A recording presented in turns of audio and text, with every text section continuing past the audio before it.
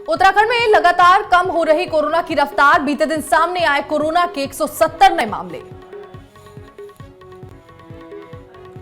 खटीमा में पुलिस ने चेकिंग के दौरान पकड़ी नेपाली सिगरेट के साथ एक आरोपी को किया गिरफ्तार। डोईवाला में घर पहुंचा शहीद जवान का पार्थिव शरीर। आवास में अंतिम विदाई देने वालों का लगा तांता। नमस्कार, मैं हूं आपके साथ नैना और आप देख रहे हैं न्यूज 31 उत्तराखंड। और अब वक्त हो चुका है उत्तराखंड बुलेटिन का। चमोली जिले के जिलाधिकारी हिमांशु खुराना ने बीते दिन तहसील कार्यालय थराली का निरीक्षण कर व्यवस्थाओं का जायजा लिया। इस दौरान जिलाधिकारी ने उप जिलाधिकारी को थराली में मीटिंग हॉल तैयार करने के आदेश दिए। साथ ही उप जिलाधिकारी से पूरे तहसील को सीसीटीवी कैमरे से लैस करने और फाइलों को ठीक से रखने समेत हेल्प डेस्क बनाने के आदेश दिए। वहीं इस मौके पर थराली बार एसोसिएशन के अध्यक्ष डीडी कोनियाल ने जिलाधिकारी से देवाल तहसील में स्टाफ की कमी को दूर करने के लिए ज्ञापन सौंपा है।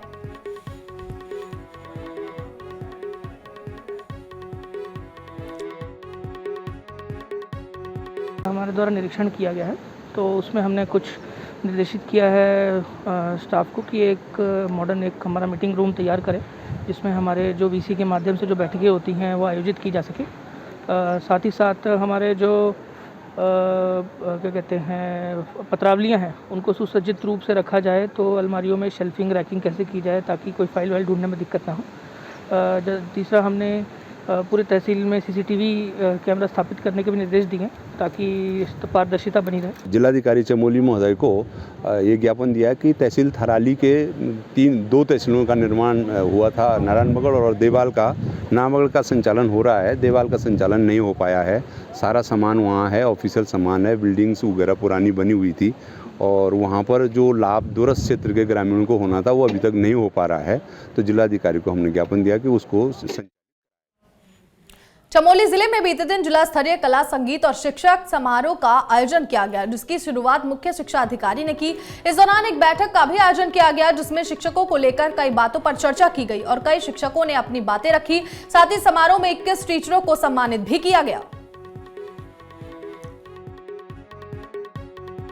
इस पुरस्कार को प्राप्त करने के लिए ताकि हम उत्कृष्ट गुरुजनों का इसमें चयन कर सकें, इसके लिए क्या क्या चुनौतियां हैं उसमें सबके विचार यहाँ पर लिए जा रहे हैं। जो पुरस्कार प्राप्त कर चुके हैं उनके भी विचार लिए जा रहे हैं और जो आने वाले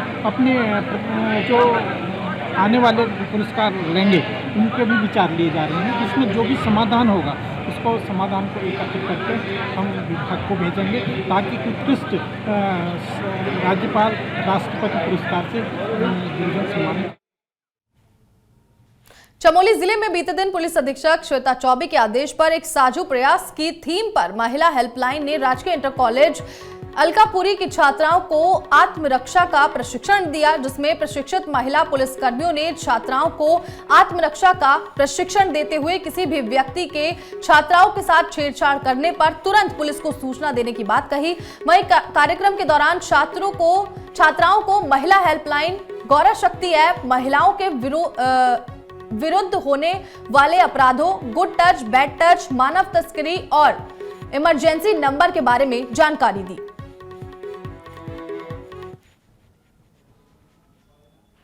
टनकपुर में बीते दिन कोतवाली पुलिस और एसएसबी ने संयुक्त अभियान चलाते हुए 2 नेपाली तस्करों के कब्जे से 21.02 ग्राम स्मैक बरामद की। बता दें कि दोनों तस्कर नेपाल के बताए जा रहे हैं। इस दौरान टनकपुर के सीओ अविनाश वर्मा ने बताया कि ऑपरेशन क्रैकडाउन के तहत एसपी देवेंद्र पेंचा के निर्देशन में पुलिस मादक पदार्थों की तस्करी की रोकथाम के लिए लगातार कार्यवाही कर रही है। इसी अभियान के तहत पुलिस और एसएसबी की टीम ने दोनों तस्करों को 21.02 ग्राम स्मैक के साथ गिरफ्तार किया और उनके खिलाफ मुकदमा दर्ज किया है।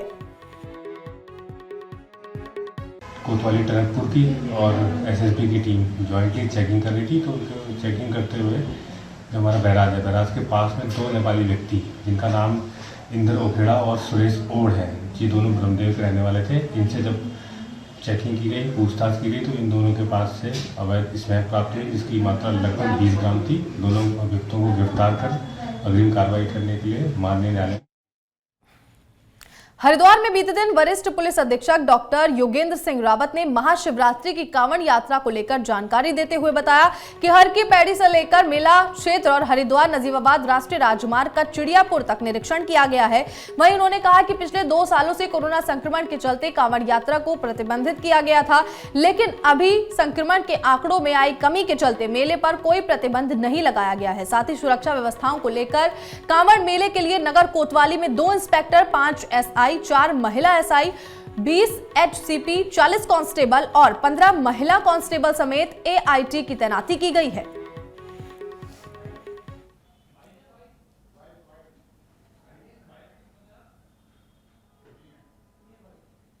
चंपावत में बीते दिनों हुई दर्दनाक हादसे के बाद परिवहन विभाग हरकत में आ गया है। बता दें कि पहाड़ में सड़क दुर्घटनाओं की रोकथाम के लिए कुमाऊं कमिश्नर के निर्देश के बाद अल्मोड़ा में परिवहन विभाग का 5 दिवसीय चेकिंग अभियान शुरू हो गया है, जिसमें परिवहन विभाग ने नगर के अलग अलग क्षेत्रों में वाहनों की चेकिंग की। इस दौरान बिना सीट बेल्ट और ओवरलोडिंग समेत यातायात नियमों का उल्लंघन करने वाले वाहन चालकों पर कार्रवाई की गई। वहीं इस मौके पर ARTO प्रमोद कुमार चौधरी ने बताया कि इस 5 दिवसीय अभियान में सभी तरह के वाहनों की चेकिंग की जा रही है। साथ ही यातायात नियम तोड़ने वाले चालकों के खिलाफ सख्त कार्रवाई की जा रही है। देखिए, अभी आपने देखा कि विगत दिनों जो है चंपावत में एक दुर्घटना हुई जिसमें 14 लोगों की मृत्यु हो गई, जो लोग अकाल का शिकार हो गए। उसी को देखते हुए हमारे कुमाऊं कमिश्नर महोदय ने जो है सभी RTO को जो है एक निर्देश जारी करा कि जो है मंडल में जो है चेकिंग करी जाए।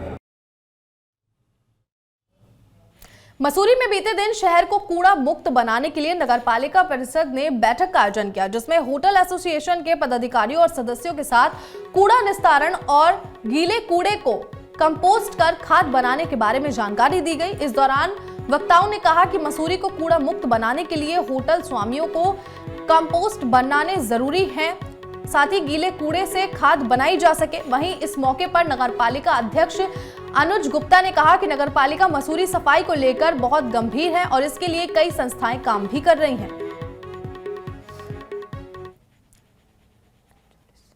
ऋषिकेश में 39 करोड़ की लागत से उत्तराखंड जल संस्थान की ओर से कई वार्डों में पेयजल की पाइपलाइन बिछाने का काम किया जा रहा है, जिसमें अनियमितता और लापरवाही बरतने का मामला सामने आया है, जिसको लेकर बीते दिन नगर निगम के सभागार में महापौर की अध्यक्षता में पार्षदों और जल संस्थान के अधिकारियों ने बैठक की, जिसमें लापरवाही को लेकर पार्षदों ने अपनी आपत्ति जताते हुए जल संस्थान के अधिकारियों को जमकर खरी खोटी सुनाई।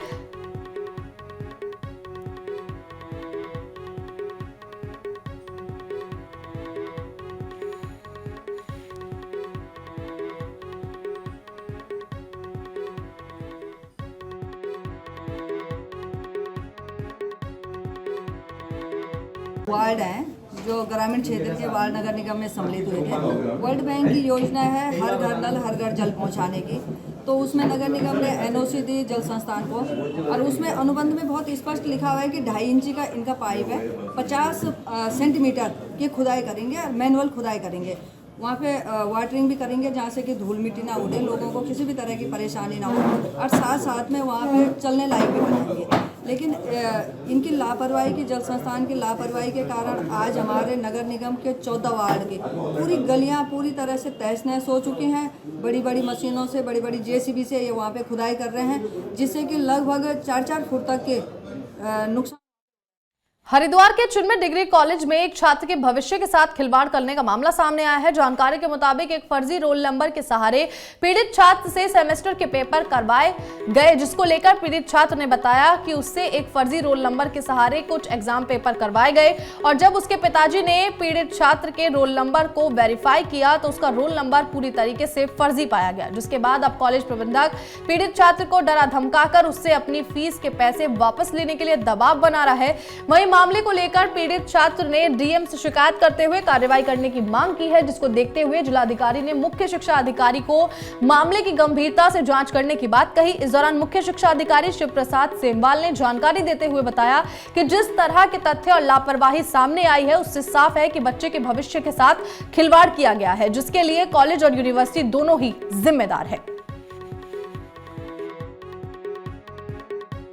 कोर्स में जिसमें बच्चे का एडमिशन हुआ था, EWS कोटे में इसका एडमिशन दिखाया गया और 26वें छात्र के तौर पे इसको एनरोल किया गया।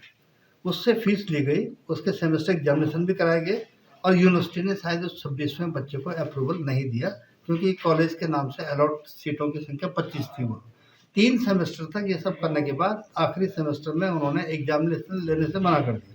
जिलाधिकारी को शिकायत की है मैडम ने, जो अभी बच्चे की माँ आई है। DM सर ने मुझे कॉपी किया उसको कि भाई इस पर कार्रवाई करें। उसी दिन मैंने कॉलेज से को नोटिस भेजा है कि आप इस पर अपनी आख्या प्रस्तुत करें। सेमेस्टर 2020 बैच में एडमिशन लिया चिन्नी डिग्री कॉलेज में। EWS की सीट पर एडमिशन लिया था। EWS की सीट पर एडमिशन लेने के बाद फर्स्ट सेमेस्टर में पोर्टल खुल रहा था मेरा, हर बच्चे का पोर्टल है। इसमें रिजल्ट एग्जामिनेशन फॉर्म और एग्जामिनेशन फीस भरता है। तो मैंने फर्स्ट सेमेस्टर में मेरा पोर्टल खुल रहा था, तो मैंने इसमें एग्जामिनेशन फीस भी भरी है, स्लिप भी मेरे पास है। सेकंड सेमेस्टर में जब मैं एग्जामिनेशन फीस भरा था सेकंड सेमेस्टर की, चिन्मय डिग्री कॉलेज में मेरे बच्चे को EWS की सीट से एडमिशन दिलाया गया था, जिसमें मेरे बच्चे ने फर्स्ट सेमेस्टर में पेपर दिए थे और पेपर फीस ऑनलाइन जमा करी थी। और फर्स्ट सेमेस्टर की फ़ीस भी जमा है, सेकंड सेमेस्टर की भी फ़ीस जमा है, थर्ड सेमेस्टर की भी फ़ीस जमा है। जब मेरे बच्चे का पोर्टल नहीं खुल रहा था तो इसने टीचर को बोला कि मेरा पोर्टल नहीं खुल रहा सर, क्यों नहीं खुल रहा? तो इन्होंने बोला कुछ तकनीकी आ गई होगी इसलिए खुल जाएगा। डोईवाला में बीते दिन सूचना और प्रसारण मंत्रालय ने कोरोना से बचाव के लिए सांस्कृतिक कार्यक्रम चलाकर जागरूकता अभियान चलाया, जिसमें आम जनता को कोरोना से बचाव के बारे में जागरूक किया गया। इस दौरान जौनपुर लोक कला मंच की संचालक सुनीता पवार ने कहा कि सूचना और प्रसारण मंत्रालय भारत सरकार ने गांव-गांव में कोरोना से बचाव के लिए जागरूकता अभियान कार्यक्रम चलाया है।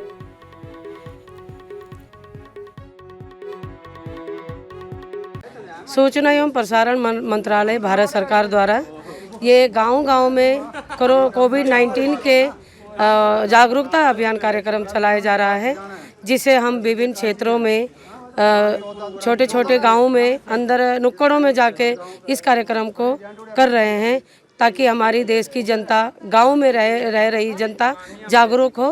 कोविड-19 के संबंध में जगह जगह अपना कार्यक्रम कर रही है। अभी इन्होंने कल हरिपुर, रायवाला, श्यामपुर, छिंदरवाला कई जगह प्रोग्राम किए, परसों भी कई जगह प्रोग्राम, ये विभिन्न जगह विभिन्न ब्लॉकों में जाती कोविड के कारण। फिलहाल उत्तराखंड बुलेटिन में इतना ही। आप देखते रहिए News 31 उत्तराखंड। नमस्कार।